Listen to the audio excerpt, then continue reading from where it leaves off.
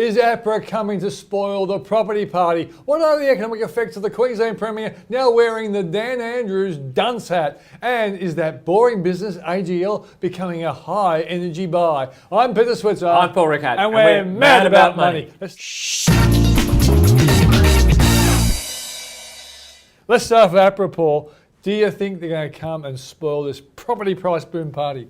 Look, I think they will, and they'll need to, Peter, because there's going to be a lot of pressure from government and from the opposition about the housing market boom. And it's booming if you go to an auction in parts of Sydney, Melbourne, Brisbane, and some regional areas. It's not right across the country, but property is hot property. That's a good one. It is very good. Well done, Paul. I should have thought about that one before I said it. You can imagine you could come up with that really unbelievable observation. But look, you've always had question marks over the boss of Westpac, Peter King.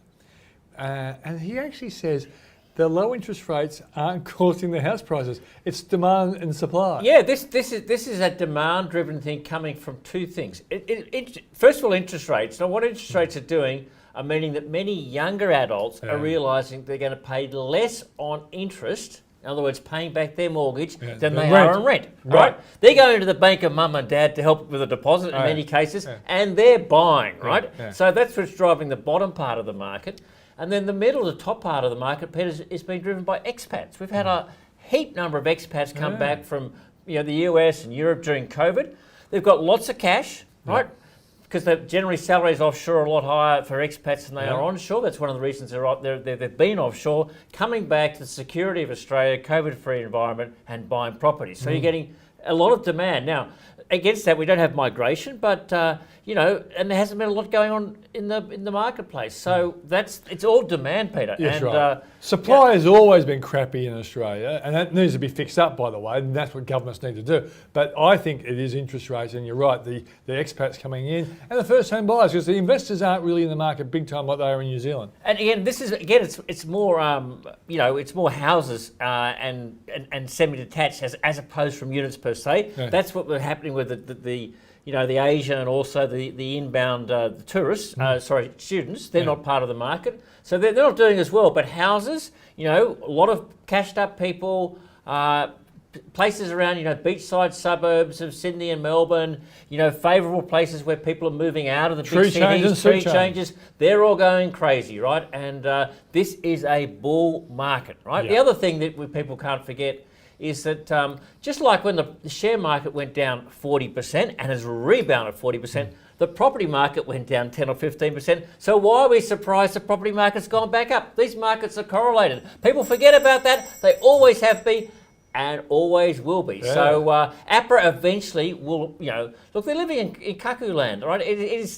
Cuckoo land? Cuckoo land. I don't know what I'm doing this morning. But made a couple of faux pas. Probably can make it. Go for the hat trick in a minute. But anyhow, they will have to come to the party. So I think, look across the... This year or next year, Paul, APRA? I reckon this year, Peter, and I think... Late next year? I think it'll be things like... it won't be quite as draconian as they did in New Zealand last week, who are having the same sort of problem. But it will be things to sort of make increase the sort of the serviceability ratio. In other words, that they'll probably make the banks expand the margin, work out a much higher interest rate, whether they can give you the money. I think there'll be constraints on interest-only loans. I think there'll be a lot of other little pressures just to take the heat out of the market, make credit harder, and maybe we'll also start to see people like the RBA come and try to jawbone it down a little bit, right? Yeah, and so the bottom line is, if you're desperate for a loan, you should do it sooner rather than later. I would be getting changes. I also think fixed rates with a big figure of 1, you won't see those going up because the bond curve is going up and eventually the banks will respond. So the fixed ones will be over 2%. I reckon they're going to be big figure 2 very shortly, if not already. Okay. So I would lock it in now and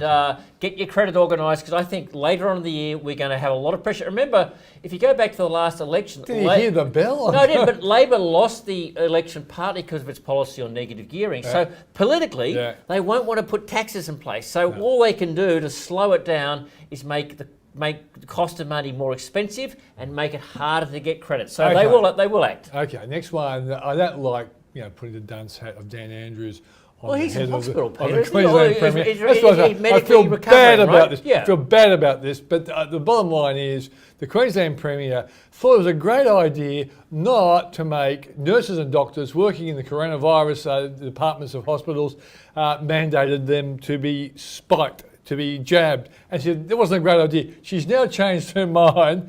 And I got to say, Paul... Congratulations, Anastasia. Well, that was pretty obvious. But the thing I'm more concerned about, apart from the fact that there's health threats and death threats, is that also all the stocks that relate to the reopening trade, like Qantas and Webjet, they've all fallen in share price. So I guess there's going to be another buying opportunity, provided you're prepared to wait to clear all this up. And I guess you got to be a little bit careful on that today, because that lockdown in Queensland might be extended. Get worse, and the share price will go further. So we just got to be careful on that one. I mean, I think the other thing going on there, Peter, of course, is the tracing app. You know, we're used to, and we're both in Sydney, or we spend most of our time in Sydney, and we're used to the Service New South Wales app.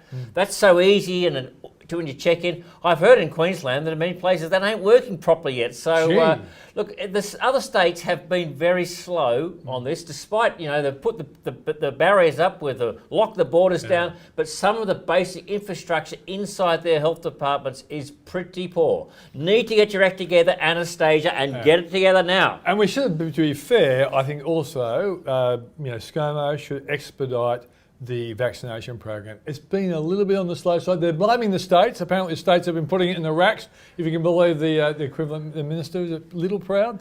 He reckons that the states, but all together, get your act together.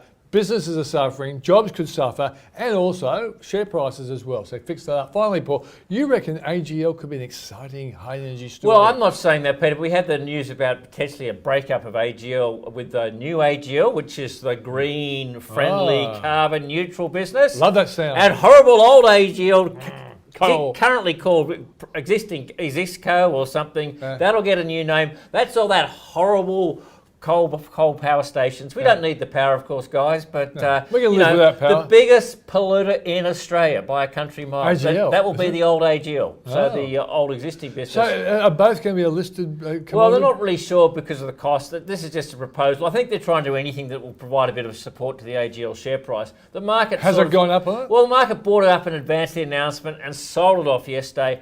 I don't think AGL is a buy yet, folks. I'm sorry. It's still a pretty messy business. Things are tough in the wholesale generation business. That is 85% of AGL's profit. Doesn't matter whether you get a new co, old co. You can't get away. There's a lot of pressure in the margin around the cost of the revenue from generating power. Houses with solar panels, they're also undermining the profitability of these. They are, and they're about to lose any payment, because that's making it tougher for people like AGL, because just when they need the market to peak, all this solar flows into the system. So it's a tough business. So I don't think the split is, in long term, the split's probably a good thing. The green groups have come out and said AGL's abandoning, the old business. Who want to be a director of that, biggest polluter in Australia?